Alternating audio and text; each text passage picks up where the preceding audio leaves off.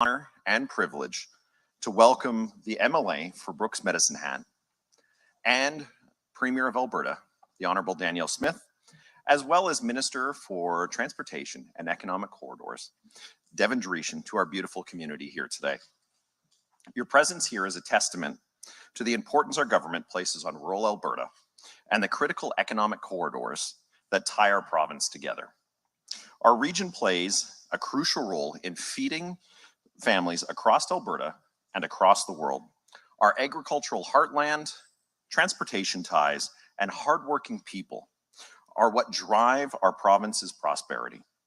Minister Dinning, your portfolio overseeing transportation and economic corridors is pivotal to ensuring that our world-class products can make it to market efficiently, whether at home or abroad. We deeply appreciate the Government of Alberta's commitment to investing in the infrastructure that allows us to get our goods to market in a timely manner. From the cities to the rural areas, from the north to the south, investments in transportation and economic corridors will create jobs, fuel growth, and connect communities like never before. And most importantly, they are a vote of confidence in Alberta's future. So thank you again to our distinguished guests for choosing the City of Medicine Hat to make you this important announcement. We're eager to hear the good news you have to share with Albertans. Thank you, and I now turn the podium over to Premier Danielle Smith.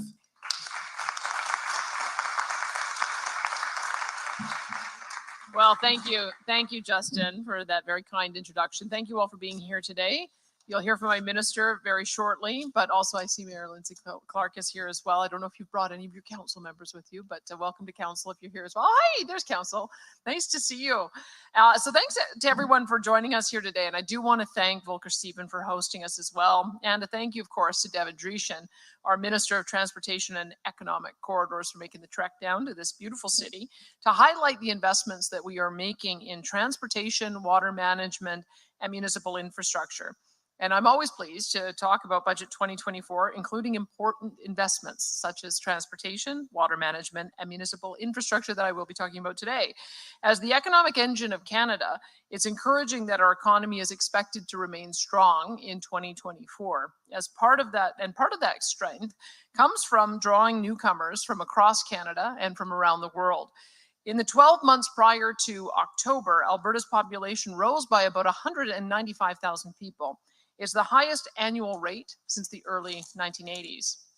So transportation networks and economic corridors must expand to keep pace with Alberta's economy and population. And we're ensuring that they can through Budget 2024, our responsible plan for a growing province. The Transportation and Economic Corridors Capital Plan invests more than $8.1 billion over 3 years to design, build, and maintain the roadways and bridges that we count on every day. And we're putting that money to good use by improving traffic flows and supporting investment in economic corridors across the province. The result will be faster, safer travel for families and extra capacity for business so that they can be as ambitious as they want. It's critical that Alberta businesses and industry can get their products to market across the province, across the country, the continent, and the world. And it all starts with road infrastructure. As I'm sure you can imagine, I spend a lot of time on Alberta's roads, and so I get a first-hand look at many of these roads and intersections through all the phases of construction. And I'm pretty sure I can, and all of us can, make a few suggestions for Minister Dinning on areas that we can have improvement. But he spends a lot of time on the road too, and he's pretty on top of it. And on that note, I am happy to share some good news for businesses and residents here in Medicine Hat and the surrounding region. Budget 2024 includes funding over the next 3 years to twin 46 kilometers of Highway 3 between Taber and Burdett. Major construction is expected to start this year. We're also investing in the engineering work to prepare for twinning the remaining 169 kilometers of Highway 3 between Medicine Hat and the BC boundary. When it's done, this will be a big boost for everyone, especially local agribusinesses.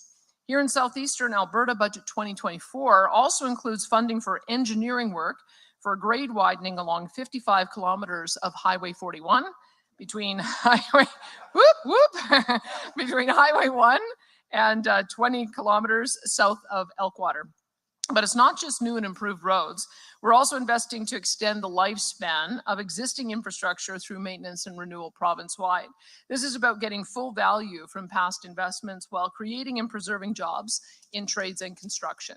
But transportation and economic corridors doesn't only focus on the roads that we use every day. That's why we are also here to announce investments for water management infrastructure that provide irrigation and flood mitigation so that communities will be better protected in the event of extreme events. And with the province facing the critical risk of severe drought this year, these investments are all the more important, as are the capital grants for municipal water and wastewater infrastructure so that Albertans can rely on access to clean drinking water and effective wastewater services. Municipal governments understand local conditions better than anyone, and they'll get the resources to act on their residents' priorities. So the situation is clear. Albertans need safe and efficient roads, highways, and bridges. They need new and upgraded water infrastructure. They need more so that they can do more. And we will provide it. We'll invest in public services and the transportation infrastructure and networks that families and communities rely on, and we'll do it in a fiscally responsible way without leaving increased debt to the next generation, without depleting the province's savings, and without subjecting Albertans to the same old cycle of painful ups and downs in spending. Consistency is as much of a virtue as prudence. And we're also using both to build a stronger and financially sustainable province, from transportation to healthcare to education. This year's budget is another step in the right direction. And with that, I will hand it over to Minister Devon Dinning, who has more to share about specific projects and initiatives. Minister.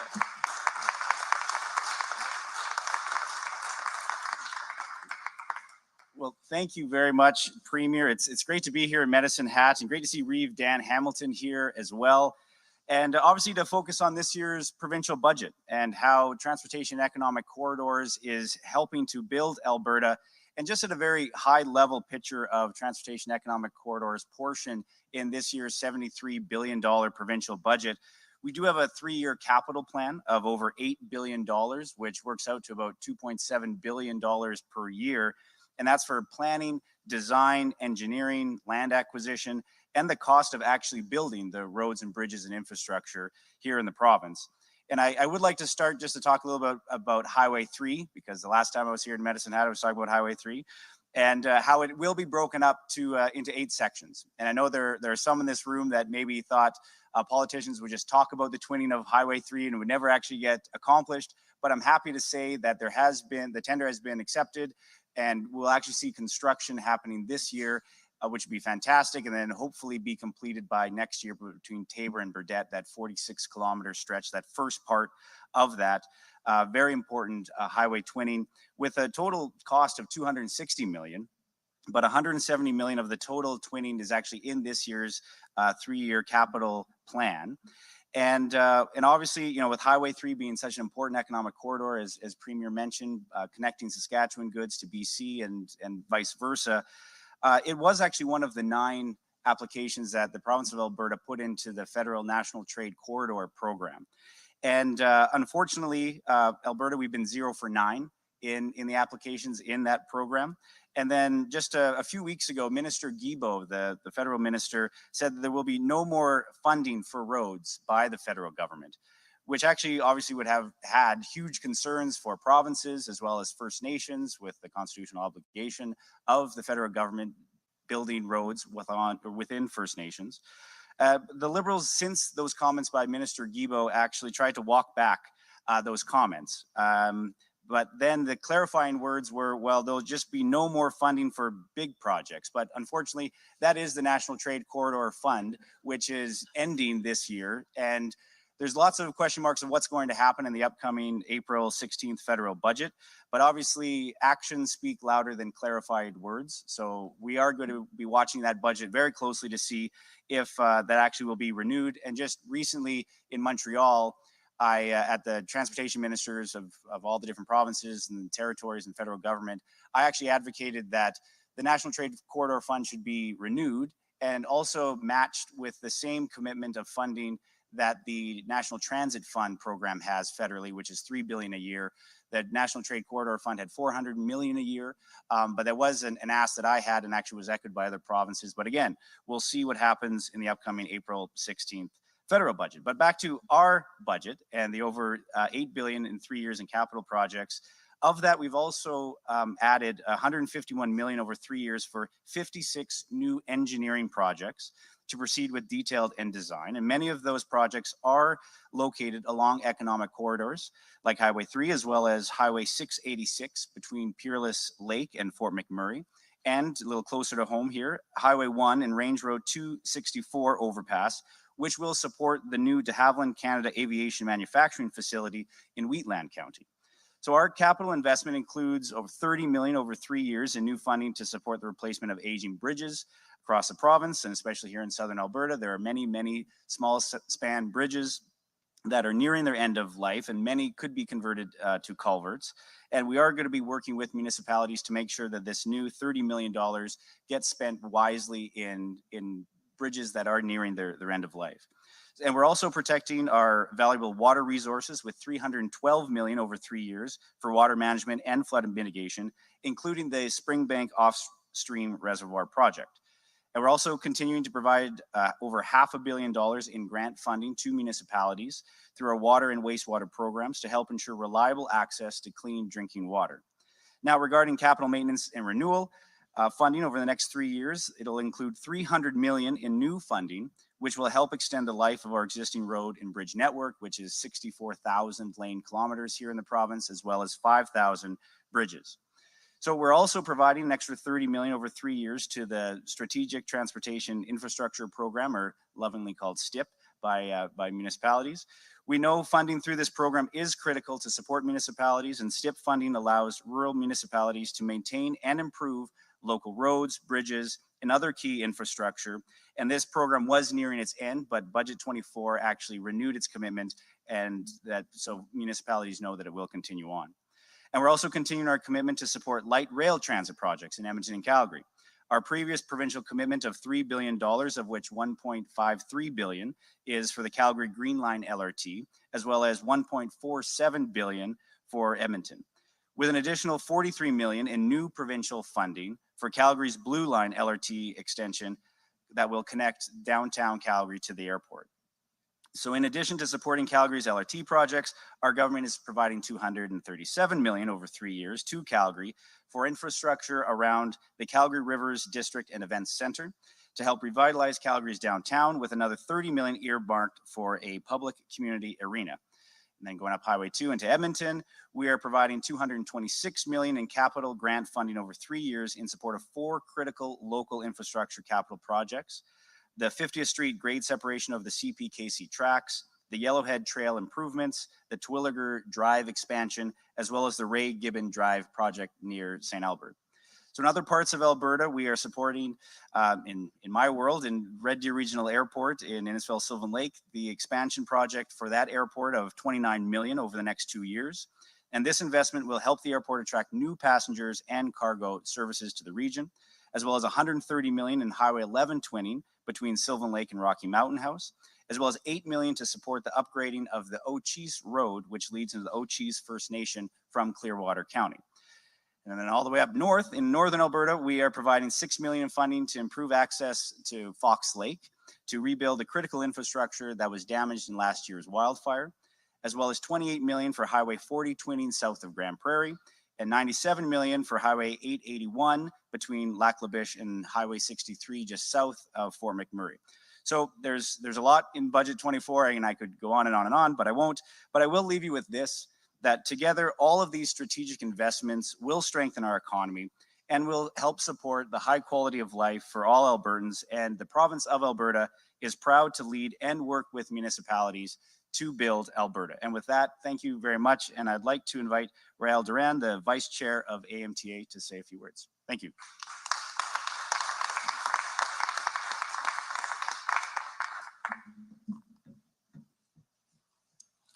Thank you, Minister Drigishin. Good afternoon, ladies and gentlemen. Thank you for being here today. On behalf of the Alberta Motor Transport Association, I would like to thank Premier Smith, Minister Drigishin for the coming to Medicine Hat to highlight the significant investments in the province's roads and bridge infrastructure. For those who don't know the AMTA, the AMTA is a not-for-profit advocacy and safety training association that serves as the voice, standard, and a resource for the commercial transportation industry in Alberta. We serve over 18,000 members across the province. You just need to pay attention during your travels around town or when you're on the highway to realize how ever-present our industry is. We are everywhere, all the time, delivering the goods Alberta families need, from the food to fuel to the wide range of consumer goods we rely on for day-to-day life. At its heart, our industry is about connecting our province's goods to markets and Albertans to opportunities. We may be the drivers, but we're the builders. Through our work, we're building communities, we're building the economy. Every day, on just about every road and highway in the province, we're building a stronger, more prosperous Alberta. Nearly 52% of Alberta's GDP moves on the back of a truck, so every dollar invested in our roads and bridges pays off many times over. AMTA is grateful to the Government of Alberta for the historic, and really there's no other word for it, $8.1 billion investment, whether it's twinning Highway number 3, twinning Highway number 11, or safety and road improvements on Highway 8881. Budget 2024 will make not only our jobs safer and more efficient, but also the travel of Albertans and visitors alike. I'd like to thank Premier Smith and Minister Dreeshen making today's announcement a reality. This government is a proven supporter and partner of the commercial transportation industry.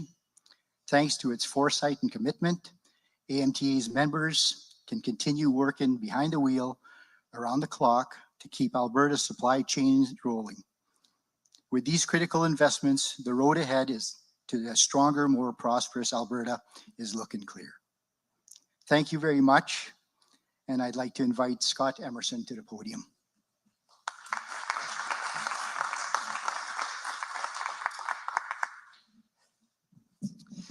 Thanks, Rael.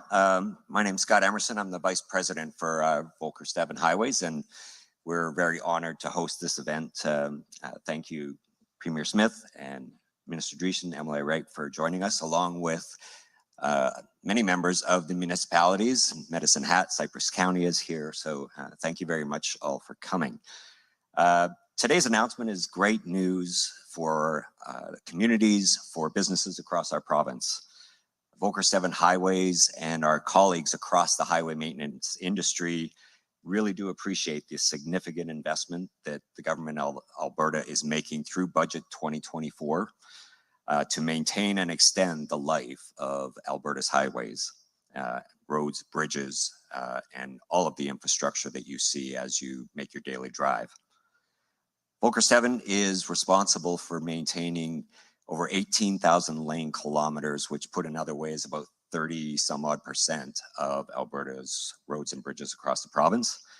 So we know firsthand the challenges and the complexities of trying to prioritize and fund the maintenance of that complex of a network, pardon me.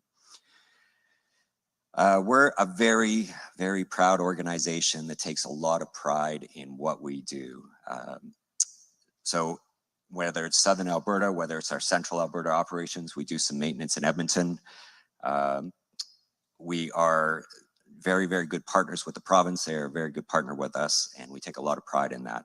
The 330 employees across Volker Devon all have that same sense of pride. And the men and women that get in these vehicles behind me at all hours, in the worst of conditions that none of the rest of us would ever consider going out in, they feel a great sense of pride in terms of making sure everybody gets home safely. And I just wanted to take this opportunity to thank them, because without them, Alberta does not keep moving. And while the safety of the traveling public and of our highway maintenance crews is our top priority, maximizing the lifespan of highway infrastructure is equally important to us and our industry partners. And for that, I am very pleased, as they would be, to see the government's continuing investment in projects that support safe and efficient travel across the province. So thank you again, Premier, Ministers, for your ongoing support in investing in Alberta's transportation network.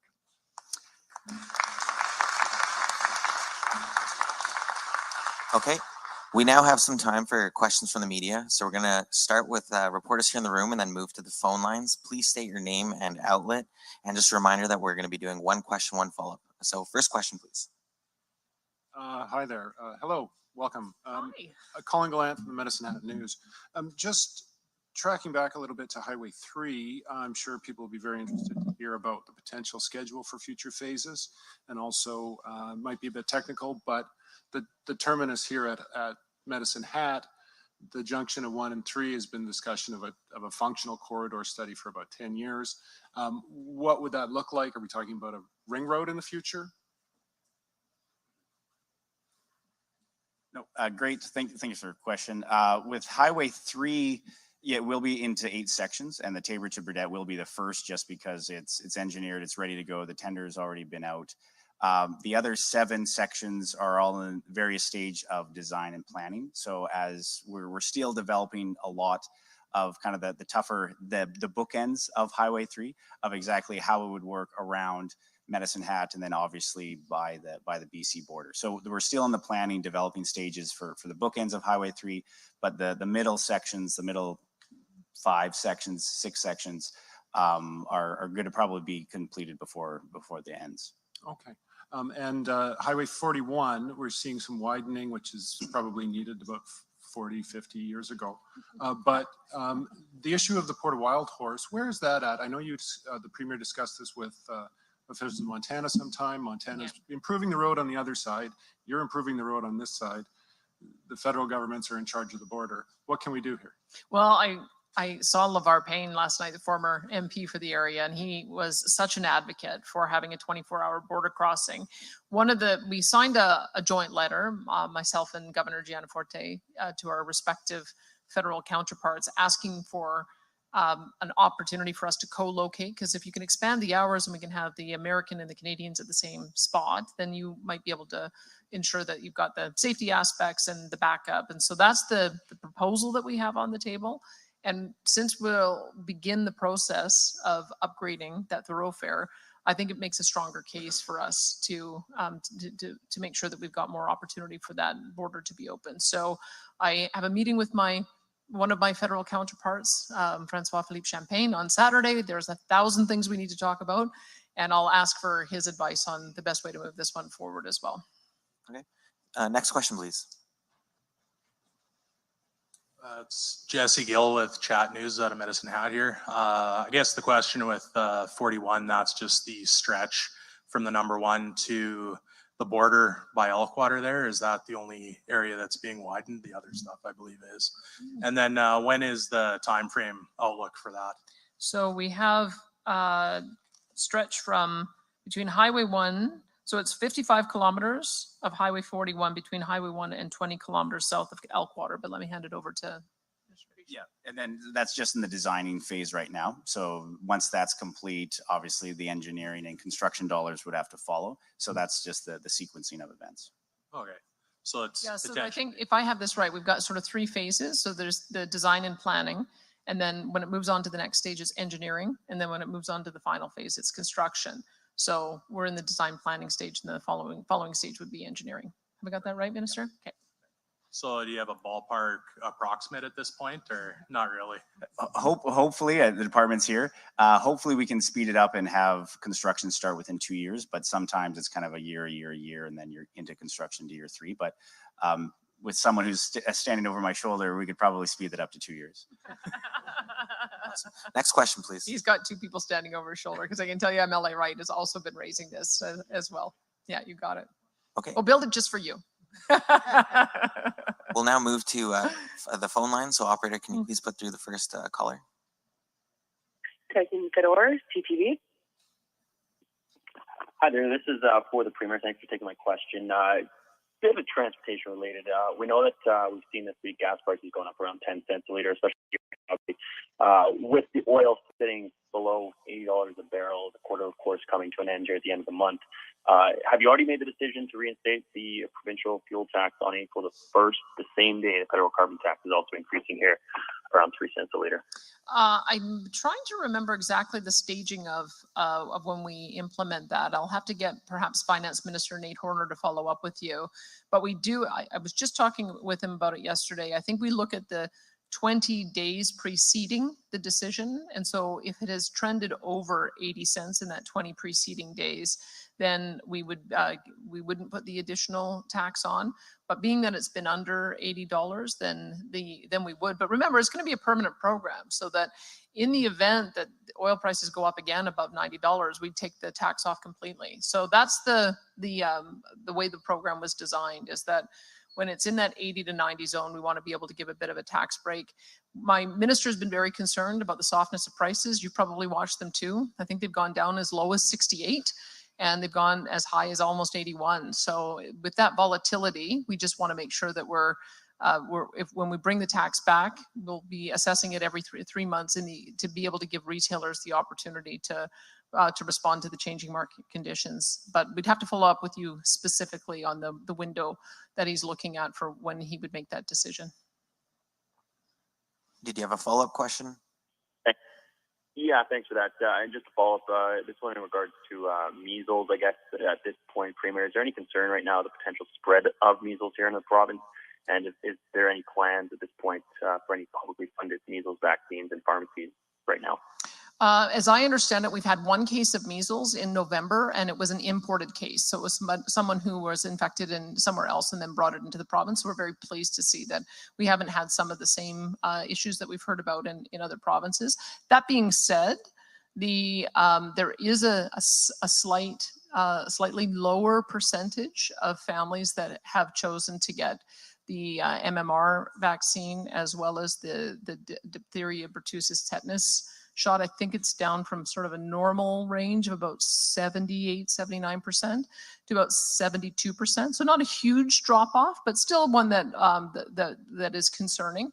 And so we want to make sure that people understand that this is available, and that we hope that they look at the risk, because the risk of consequences from measles can be very, very high.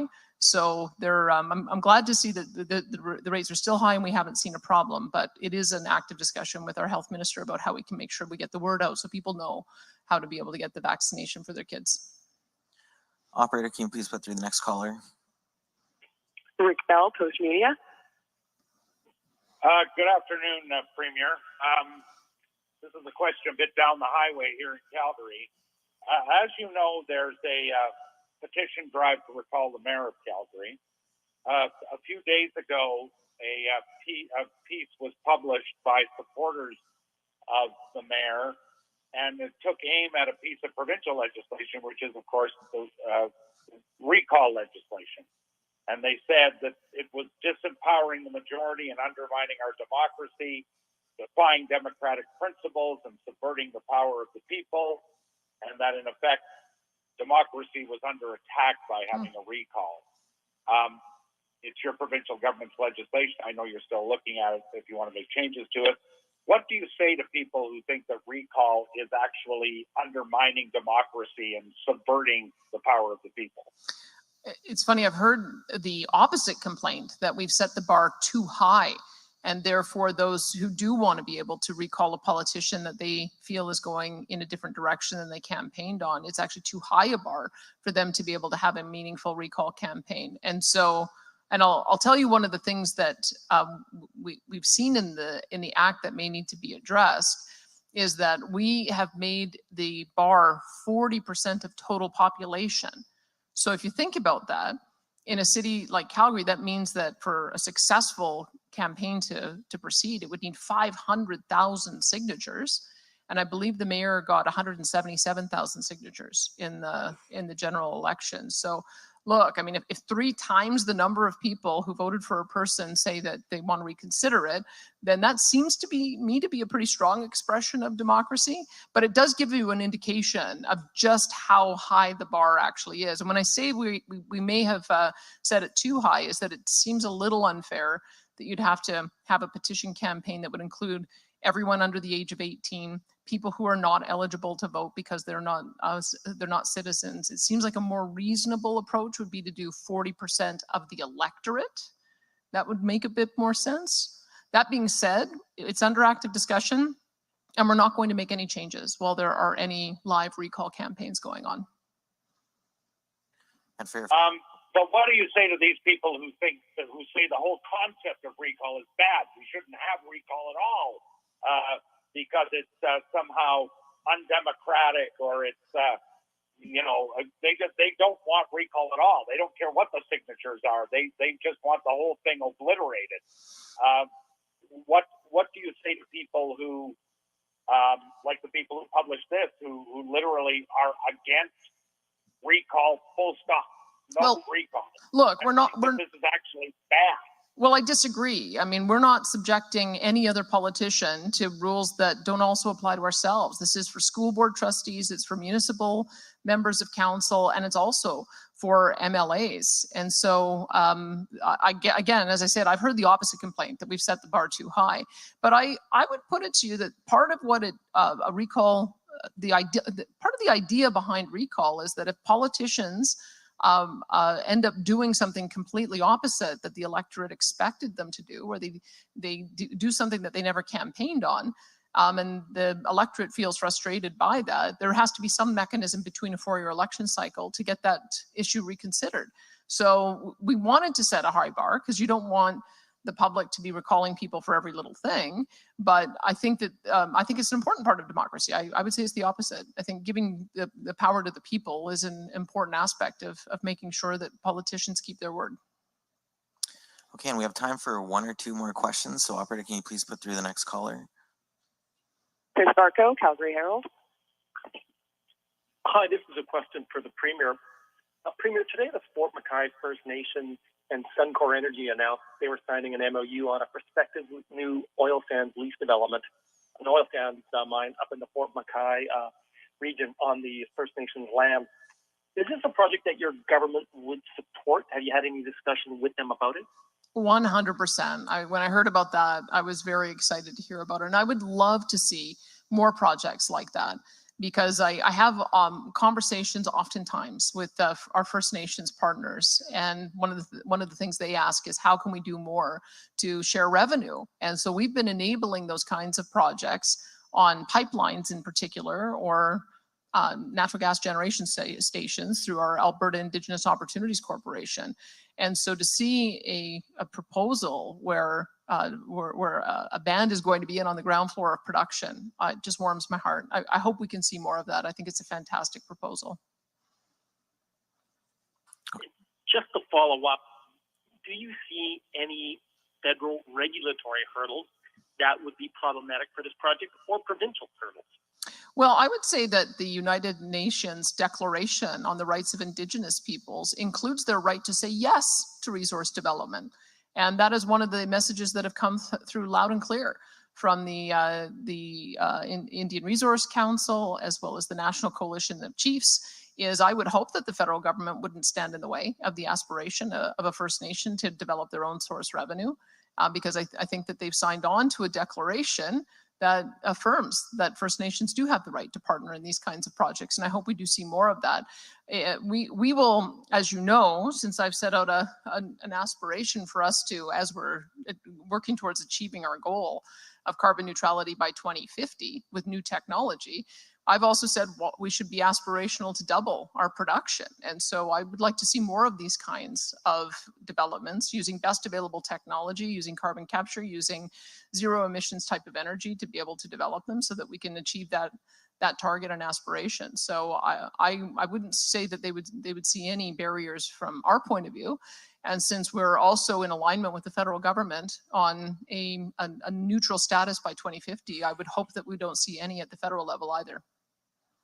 Okay, and that is all the time we have for questions today. Thank you, everyone. Thanks, everyone.